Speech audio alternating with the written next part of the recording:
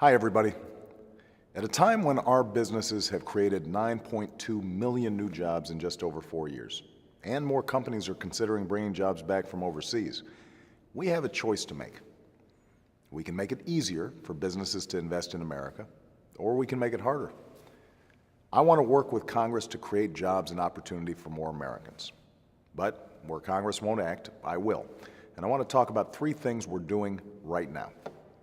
First, we're helping more businesses bring jobs to America from overseas. 3 years ago, my administration created Select USA, a team of people in embassies abroad and agencies here at home focused on insourcing instead of outsourcing. Today, they're helping a Belgian company create jobs in Oklahoma.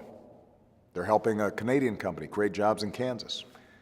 In my State of the Union address, I asked more businesses to do their part. And this week, business leaders from across the country are coming here to the White House to discuss new investments that will create even more jobs. Second, on Thursday, I'll be heading to Cooperstown, New York, home of the Baseball Hall of Fame, to talk about tourism. Because believe it or not, tourism is an export. And if we make it easier for more foreign visitors to visit and spend money at America's attractions and unparalleled national parks, that helps local businesses and grows the economy for everyone. Finally, we know that investing in first-class infrastructure attracts first-class jobs. And I want to spend a minute on this because it's very important this year. We know business owners don't seek out crumbling roads and bridges and backed-up supply chains.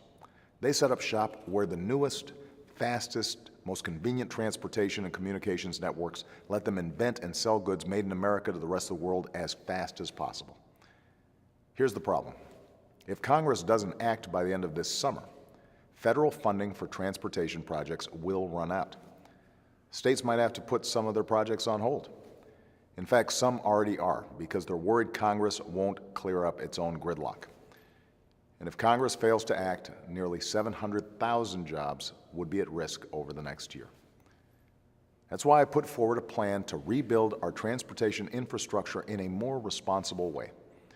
It would support millions of jobs across the country, and we'd pay for it without adding to the deficit by closing wasteful tax loopholes for companies that ship jobs overseas.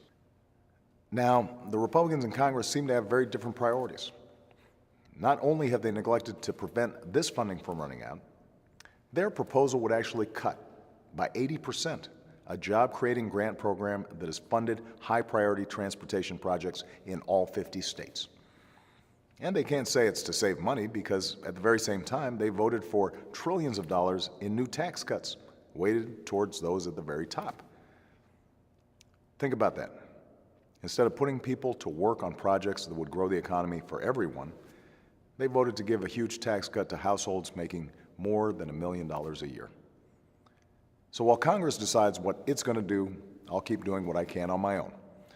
On Wednesday, I was in New York, where workers are building the area's first large new bridge in 50 years, and they're doing it ahead of schedule. 3 years ago, I took action without Congress to fast-track the permitting process for major projects. Normally, it would have taken 3 to 5 years to permit that bridge in New York. We did it in a year and a half. And I announced a new plan to cut red tape and speed up the process for even more projects across the country. All these steps will make it easier for businesses to invest in America and create more good jobs. All of them can be done without Congress, but we could do a lot more if Congress was willing to help. In the meantime, I'll do whatever I can, not just to make America a better place to do business, but to make sure hard work pays off and opportunity is open to all. Thanks, and have a great weekend.